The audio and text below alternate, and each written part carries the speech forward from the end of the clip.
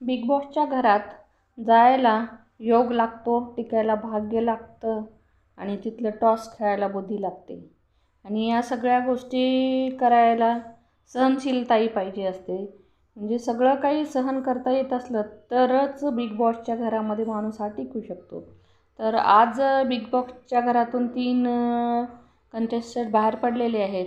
तर त्यांचं जे मनोगत त्यांनी बाहेर आल्यावर व्यक्त केलं, तर ते ऐकून जरा असं वाटते की तिथं जाणारी लोकं ही म्हणजे जी सहनशील आहेत तेच टिकू शकतात आणि जे म्हणजे खरे वागणारे आणि सत्य बोलणारे आहेत ती लोकं तिथं टिकणं थोडंसं कठीण आहे. म्हणजे असं म्हणत नाही की तिथं असणारे सत्य नाही, पण त्यांना सत्य आणि असत्य दोन्हीचीही म्हणजे सहनशीलता त्यांच्याकडं आहे, म्हणून ते पुढं टिकू शकतात. आणि दोन्ही गोष्टीची सहनशीलता असली तरच पुढं जाऊ शकतात. मान आणि अपमान दोन्ही सहन करण्याची ताकद तिथल्या म्हणजे जे कोणी कंटेस्टंट आहेत त्यांना गरजेची आहे. आणि तिथे टिकण्यासाठी बरंच काही म्हणजे योग्यता लागते. तिथले टॉस खेळण्यासाठी तिथले म्हणजे टॉस कसे आहेत त्याच्यानुसार वागता आलं पाहिजे.